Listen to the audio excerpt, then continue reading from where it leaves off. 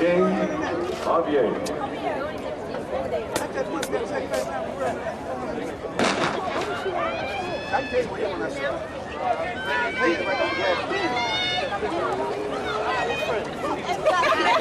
Very tight was Lily.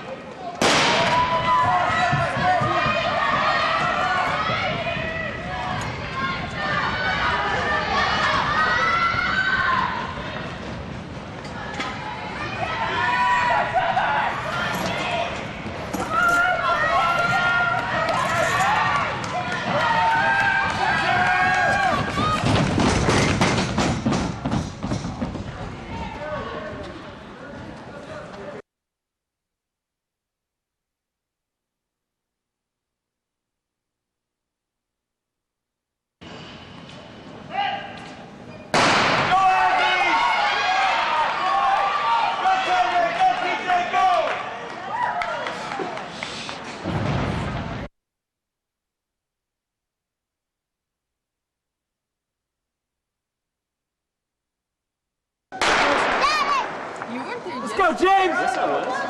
Yeah, James!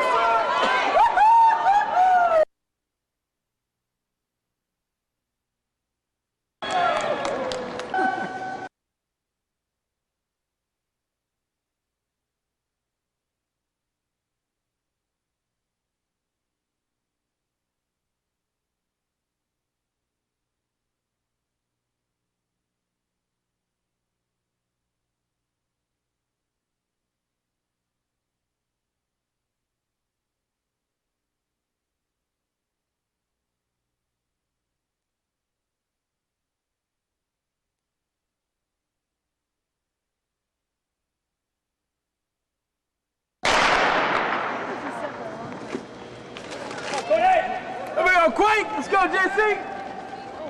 Shot that you hear is a warning.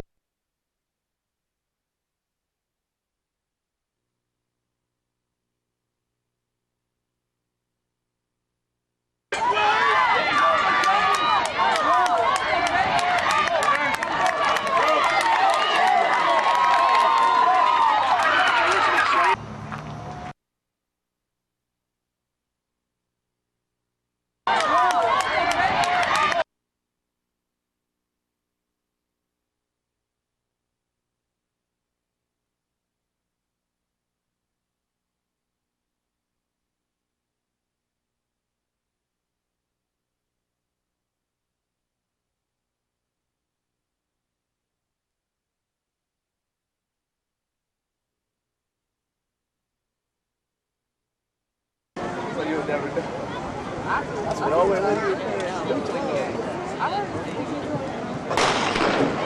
now a clean start. That was quick. It's Gary Jones. It's Gary Jones and Robertson on the inside for the Cougars, but it looks like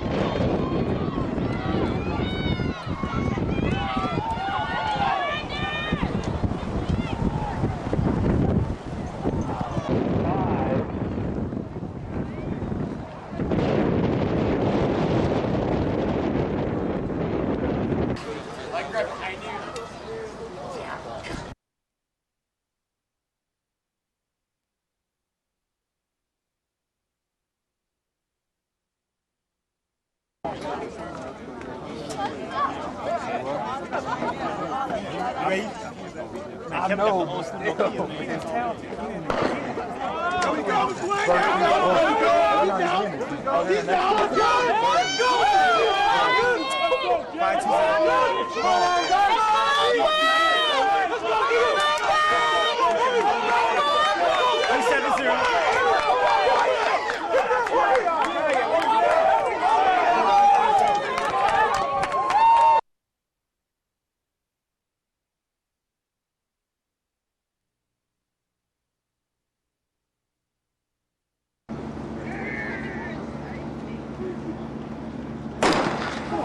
His first of three preliminary heats. Patching, the Clemson freshman out well in lane 3. Patching out well. Johnny Drake of Central Michigan. It is Patch.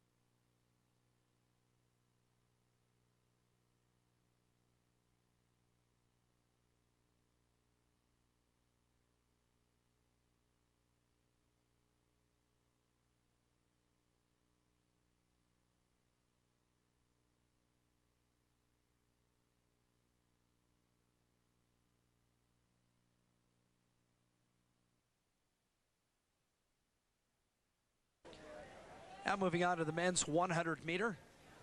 We saw Wes Felix in lane 1 from USC earlier today running the anchor leg on the Trojans 4x1.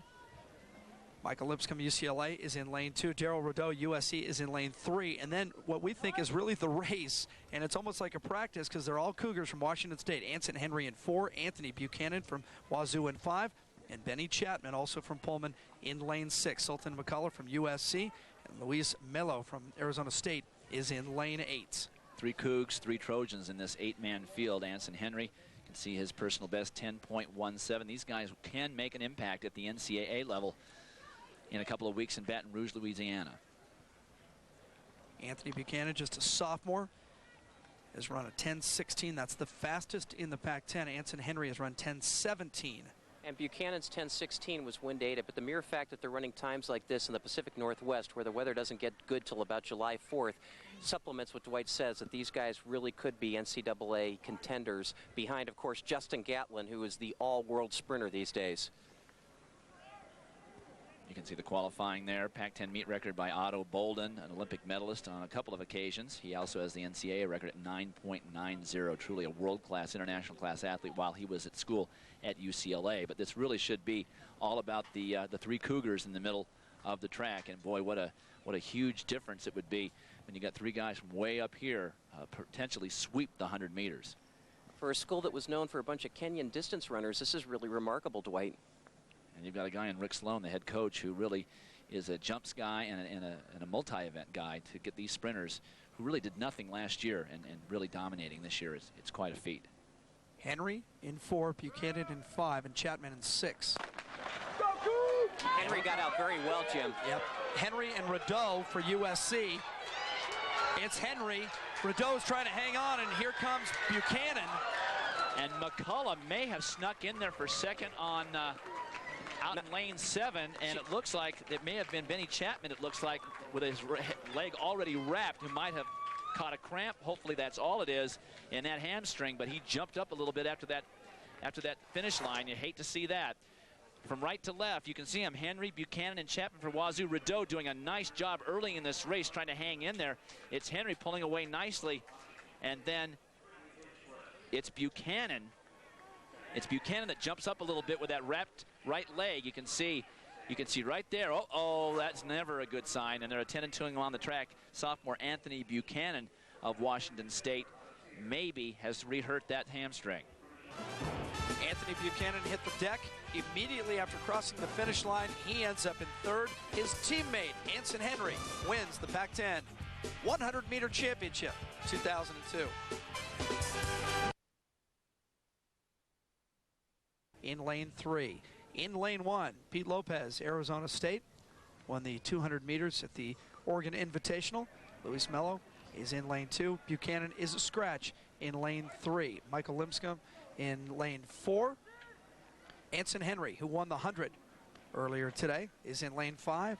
Wes Felix of USC, the freshman, in lane 6. Seth Amu, the freshman from Arizona State, is in 7. And Mike Kenyon of Arizona is in lane 8, so still a pretty good field even without Buchanan. I'll say Anson Henry, having already won that 100, looked very, very smooth. Michael Lipscomb looking great in the qualifying yesterday in the 200.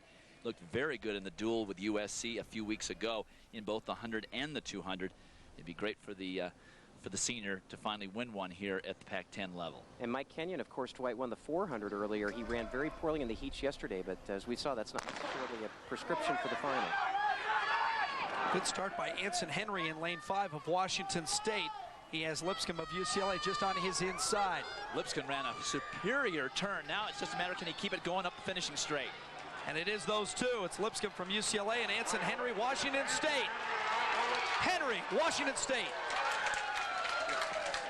And I got to tell you, Michael Lipscomb, it was the right race plan. He did beat Anson Henry through the turn, and in the old days where they said with Michael Johnson, if you can beat him through the turn, you can beat him. It didn't happen very often.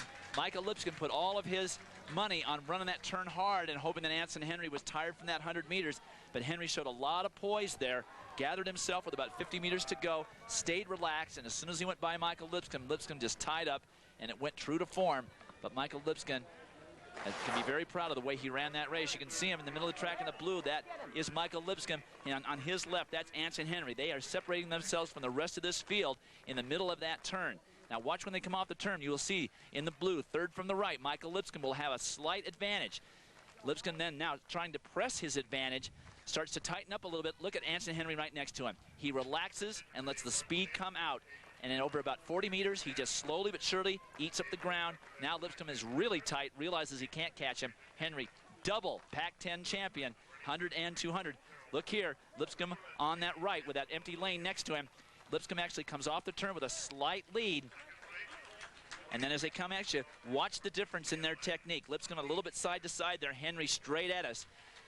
Henry just slowly but surely relaxing, letting the speed come forward. Now Lipscomb, look at his shoulders, look at his neck, his head starting to bobble side to side. That's when you know you got a guy. Anson Henry showing a lot of strength coming off that corner, and like you said, very quiet with his hands, very efficient. And Anson Henry, a double winner today. He bags the 100, and then he comes back to double up here in the 200 and making a record. Texas Christian from 1998, and UCLA, amazingly enough, all those years ago, has the Pac-10 meet record. Out in lane number 8, Arizona is being led by Jeff Hunter, and I know, Dwight, you cannot wear socks like that and run fast. You can't do it. Well, there's the other school of thought that if you do wear socks like that, you darn well better run fast. It's an impetus. Lane 1 is open. Lane 2 was Oregon. There's those socks we were talking about. Handsome, aren't they? Lane 4, Stanford. Lane 5, USC. Lane 6, Washington State. And Washington State to be reckoned with here. Arizona State in lane 7, and Arizona out in lane number 8. On paper, the race really between USC in lane 5 and Washington State in lane 6. Washington State coming in with the best qualifying time of 39.95. But remember, USC, this is a home meet for them. Gary Jones will run the first leg for USC. Second leg is going to be run by Ray Felix, and I think the second leg for the Trojans is key. So USC lane 5, Washington State alongside in lane 6, and keep an eye on Oregon out here in lane 2. USC putting their best sprinters on the second leg, both on the women's and men's side. Wes Felix running that second leg, which is considered the longer leg of all the 4.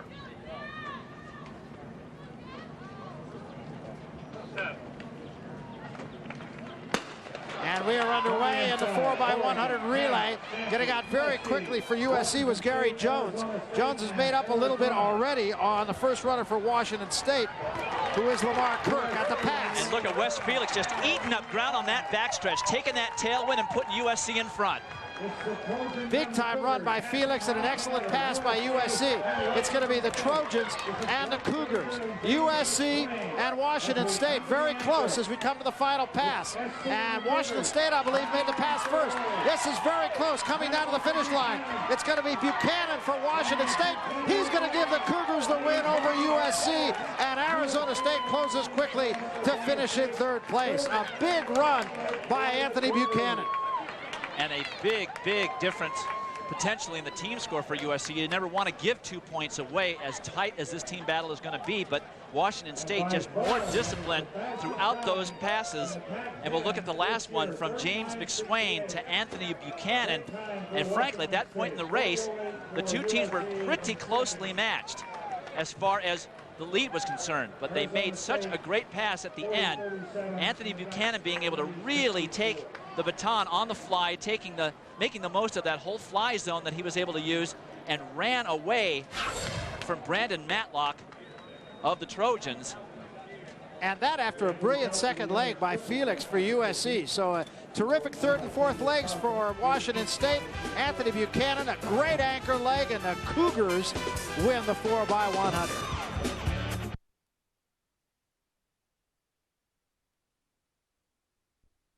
And a very wide open event, I believe.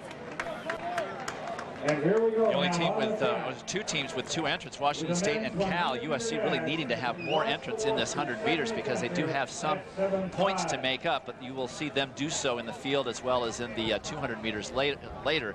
But Wes Felix of USC, certainly the class of the field on paper as we come into this 100-meter final.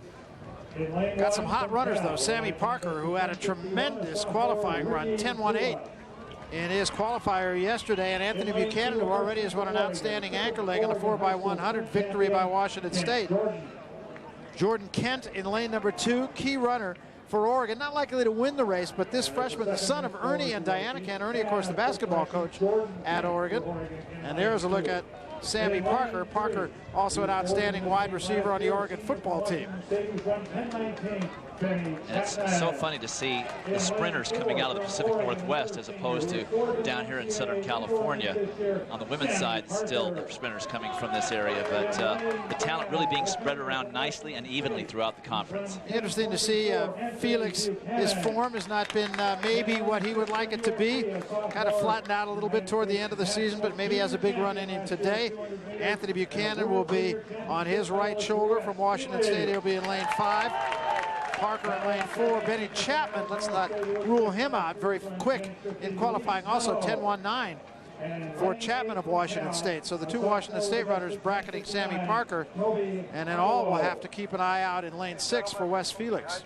Well, Wes Felix not so great at this meet last year, just 8th in that final, but during the summer he was the U.S. junior champion at 200 meters and won a bronze medal at the World Junior Championships at the longer distance, trying to concentrate more of his effort on the 100 meters, because if he gets faster there, it can only help his 200-meter event as well.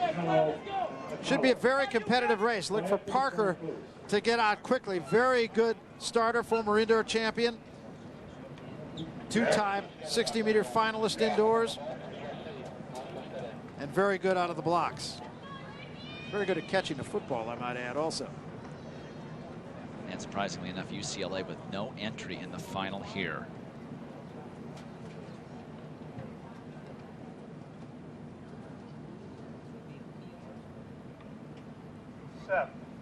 Stand up, please. Stand up. And you saw Chapman put his hand up and say, just a minute.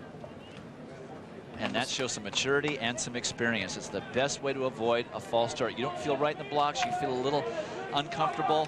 If you flinch in the set position, you are gone. And to put your hand up, I don't care what level it's at. It's a small invitational or it's the Olympic final. The best thing to do is just let the starter know that you are not comfortable, and they will start it over for you. Talk about Sammy Parker, who incidentally, while he goes to school in Oregon for. Long Beach Poly just keeps on turning out great track and field athletes. I was at the Penn Relays a few weeks ago, and they won all 4 relays that they entered, all the way back there in the cold and rain. They won the boys and girls 4x100s and 4x400s, and the girls 4x400s set a national record. Beat some awfully good teams, so that continues to be a powerhouse. Ron Alice, the head coach at USC, formerly, long time ago in his former life, coached at Long Beach Poly. Tremendous athletic programs up and down the line at Long Beach Poly. I think a couple of years ago they had 28 players off their football team get Division I scholarships. So Parker lane 4, and the two Washington State runners, Chapman on his right shoulder, Buchanan on his left, and then Felix outside of Buchanan. 7. And we're underway, and Parker got out quickly. It is Parker with the lead right now. It's his to catch. Buchanan runs by him. It is Buchanan. Parker's faded. And then over in lane number 3, Benny Chapman was there as well. Very close. And unofficially 10-10. Not bad. Real good if we have to wait for the win, but that's an outstanding race. What a weird race the way it developed, because Parker had a phenomenal start. Felix had an absolutely horrible start. It looked like Parker was just going to run away with it. It's overly allowable for record purposes, but what a strange race, with Chapman just really being patient and waiting for the right time. About 70 meters, he made his move. Benny Chapman, a redshirt senior, was 4th in this race last year and took the measure of Sammy Parker, who came in here with an outstanding qualifying time from yesterday, but just could not hold it in the final. And Wes Felix did everything he could to get up to 4th place, because he was left in the blocks. How about these guys from the Palouse? They're getting it done down here in the warm weather, aren't they? They don't ever get warm weather before now. It's incredible. Rick Sloan's done a heck of a job. Well, as Tom Fewer said, they're pigs in slop coming down here to the warm weather of Southern California. So Washington State with a big win in the relay, and then they go ahead and go 1-2 in the men's 100 meters.